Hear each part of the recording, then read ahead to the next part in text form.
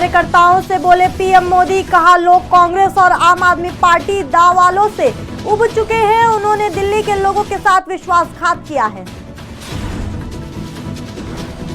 CM योगी ने संगम तट पर कैबिनेट के साथ लगाई पवित्र डुबकी, साथ ही सीएम ने पूजा अर्चना भी की। अयोध्या में राम मंदिर प्राण प्रतिष्ठा की पहली वर्षगांठ, राम मंदिर में पहुंचे करीब 18 करोड़ श्रद्धालु।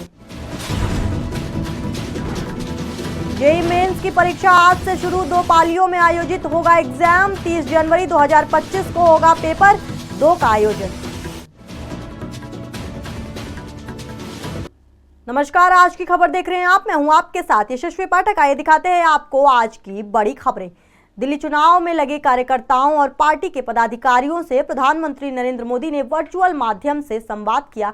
इस दौरान उन्होंने कहा कि भाजपा की जीत पक्की करने के लिए दिल्ली की जनता पक्के निर्णय के साथ निकल पड़ी है। आपको 5 फरवरी को दिल्ली के लोगों को ज्यादा से ज्यादा संख्या में पोलिंग बूथ तक पहुंचाना है।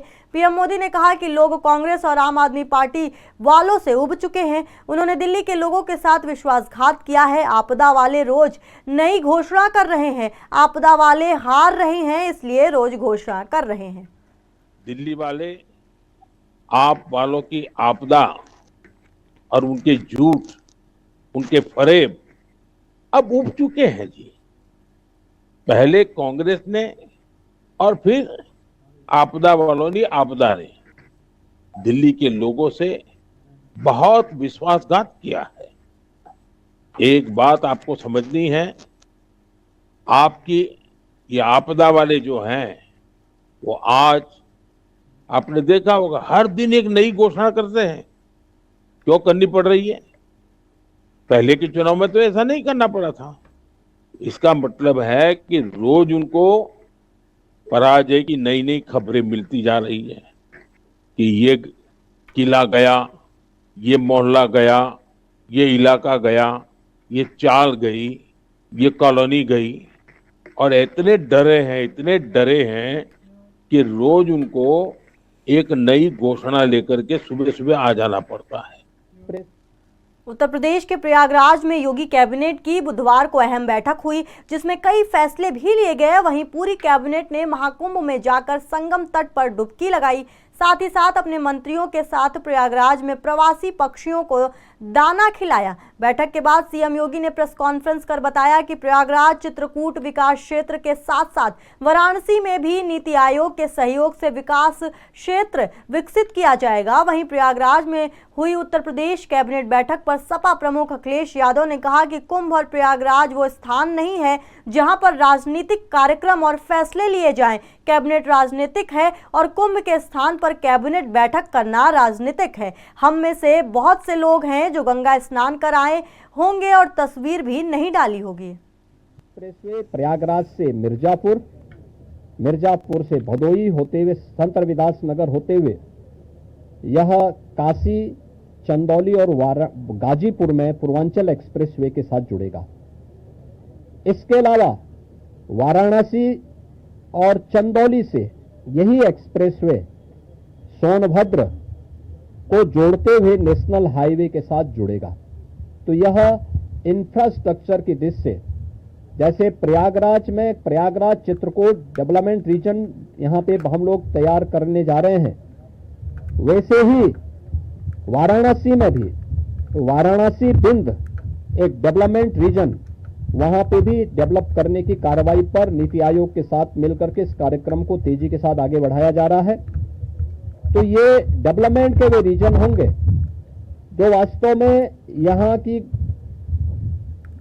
न केवल पर्यटन की दृष्टि से बल्कि आर्थिक उन्नयन में और यहाँ पे रोजगार सृजन में बड़ी भूमिका का निर्वहन करेंगे। उस प्रकार का इंफ्रास्ट्रक्चर की दृष्टि से एक्सप्रेसवे एक, तो ये एक्सटेंशन हम लोग इसको करने जा रहे हैं जो प्रयागराज, बिंद और काशी एक्सप्रेसवे के रूप में इसे हम लोग जानेंगे।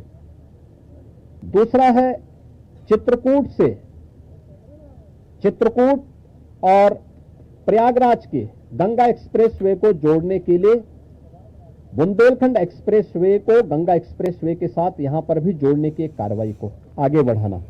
जो चित्रकूट से चित्रकूट की दूरी को प्रयागराज के साथ जोड़ सके और रीवा हाईवे जो नेशनल हाईवे है, इस हाईवे को भी एक सुविधा इस एक्सप्रेसवे के साथ, गंगा एक्सप्रेसवे के साथ या फिर बुंदेलखंड एक्सप्रेसवे के साथ जुड़ने का एक अवसर प्राप्त होगा। एक्सप्रेसवे प्रयागराज और प्रयागराज वो स्थान नहीं है जहां पर राजनीति और राजनीतिक कार्यक्रम और फैसले लिए जाएं।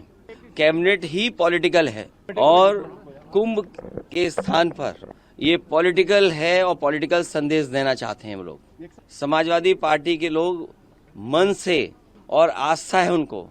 हम में से बहुत सारे लोग हैं जो गंगा स्नान कराए होंगे, उन्होंने तस्वीर भी नहीं डाली होगी, कहीं भी ना आपको बताया होगा। अयोध्या में राम मंदिर की प्राण प्रतिष्ठान के 1 साल आज पूरे हो गए हैं। राम मंदिर वर्तमान समय में लोगों की आस्था का प्रमुख केंद्र बना हुआ है। राम मंदिर के प्राण प्रतिष्ठान समारोह की अंग्रेजी कैलेंडर के अनुसार आज पहली वर्षगांठ है। इस मौके पर दूर दराज से लोग अयोध्या में रामलला के दर्शन करने पहुंच रहे हैं। खराब मौसम के बावजूद यहां पर आने वाले राम भक्त काफी उत्साहित नजर आ रहे हैं। जेईई मेन सेशन 1 की परीक्षा का आयोजन आज 22 जनवरी 2025 से शुरू हो गई है। नेशनल टेस्टिंग एजेंसी की ओर से इस सत्र के लिए परीक्षा 30 जनवरी 2025 तक संचालित की जाएगी। परीक्षा 2 पालियों में आयोजित की जाएगी। परीक्षा के लिए एग्जाम सिटी स्लिप और प्रवेश पत्र जारी हो चुके हैं। अभ्यर्थियों को एग्जाम सेंटर पर प्रवेश पत्र पर दिए गए रिपोर्ट के अनुसार परीक्षा सेंटर पर रिपोर्ट करना होगा। हालांकि उन उम्मीदवारों को परीक्षा शुरू होने से 1 घंटे पहले परीक्षा केंद्र पर रिपोर्ट करना होगा जिन्होंने आधार कार्ड से रजिस्ट्रेशन नहीं किया है। दरअसल एनटीए ने आधार कार्ड के माध्यम से जेईई एग्जाम के लिए रजिस्ट्रेशन करने के निर्देश दिए थे, लेकिन जिन अभ्यर्थियों ने ऐसा नहीं किया है तो बायोमेट्रिक के लिए 1 घंटे पहले सेंटर पर रिपोर्ट करना होगा। आम आदमी पार्टी के संयोजक अरविंद केजरीवाल ने बुधवार को एक वीडियो जारी करते हुए मिडिल क्लास मैनिफेस्टो जारी किया और केंद्र की मोदी सरकार से इस वर्ग के लिए 7 सूत्रीय मांग की। उन्होंने दावा किया कि सरकारें मिडिल क्लास का एटीएम की तरह इस्तेमाल करती हैं। ये क्लास टैक्स टेररिज्म का पीड़ित है। उन्होंने मांग की कि देश का अगला बजट मिडिल क्लास को समर्पित हो। उन्होंने वरिष्ठ नागरिकों के लिए संजीवनी योजना, शिक्षा और स्वास्थ्य बजट में वृद्धि, आयकर छूट में भी वृद्धि सहित कई वादे किए। इतना ही नहीं, पार्टी ने मिडिल क्लास मैनिफेस्टो.com नाम से एक वेबसाइट भी लॉन्च की है और लोगों से अपील की है कि वो वेबसाइट पर साइन इन करके केंद्र सरकार तक अपनी भी आवाजें पहुंचाएं। कुल मिलाकर ये मैनिफेस्टो कम मांग पत्र ज्यादा लग रहा है। ये मिडिल क्लास है और इन सब के मतलब मिडिल क्लास के क्या सपने होते हैं? उनके कोई बहुत बड़े सपने नहीं है। वो अपने लिए एक अच्छी नौकरी या बिजनेस चाहते हैं, एक अपना घर चाहते हैं, बच्चों के लिए अच्छी शिक्षा चाहते हैं। ये सब चाहते हैं कि उनका परिवार हमेशा स्वस्थ रहे, सुरक्षित रहे। इन सब को पूरा करने के लिए एक आम आदमी, एक मिडिल क्लास का आदमी अपनी पूरी जिंदगी दिन रात मेहनत करता है और बस यही उम्मीद करता है कि उसे सरकार से कुछ थोड़ी सी मदद मिल जाए। लेकिन सच क्या है?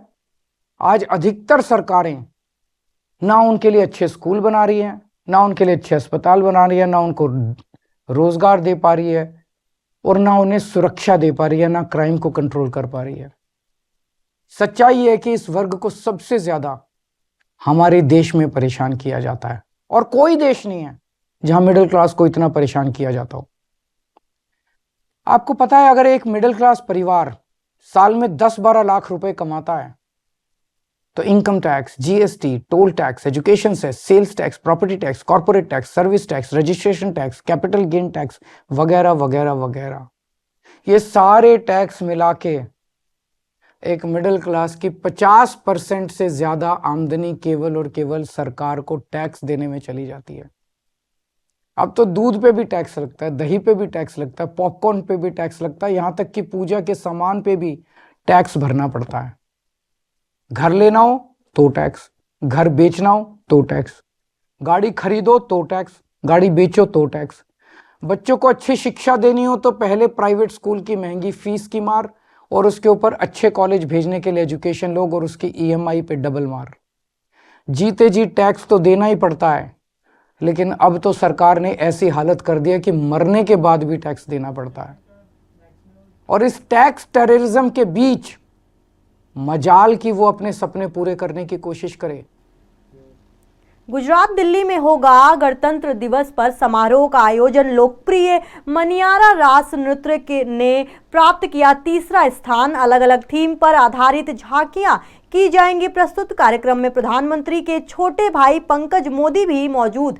नई दिल्ली में 76वें गणतंत्र दिवस का राष्ट्रीय स्तर का समारोह का आयोजन किया जाएगा, जिसमें कई राज्यों द्वारा अलग अलग थीम पर आधारित झांकियां प्रस्तुत की जाएंगी। इस झांकी में प्रस्तुत किए जाने वाले सांस्कृतिक कार्यक्रमों की प्रतियोगिता 21 जनवरी को दिल्ली में आयोजित की गई थी, जिसमें गुजरात की झांकी के साथ कलाकारों द्वारा प्रस्तुत सांस्कृतिक प्रदर्शन तीसरे स्थान पर आया, जो सभी गुजरातियों के लिए गर्व की बात है। वहीं इस कार्यक्रम में प्रधानमंत्री के छोटे भाई पंकज मोदी भी मौजूद थे। दिल्ली छावनी स्थित राष्ट्रीय रंगशाला शिविर के झंकार हॉल में एक सांस्कृतिक प्रतियोगिता का आयोजन किया गया। इस प्रतियोगिता में गुजरात तीसरे, गोवा पहले तथा उत्तराखंड दूसरे स्थान पर रहा, जबकि सांत्वना पुरस्कार पश्चिम बंगाल को मिला। आज की बड़ी खबरों में बस इतना ही। बाकी के अहम खबरों के लिए आप देखते रहिए आज की खबर।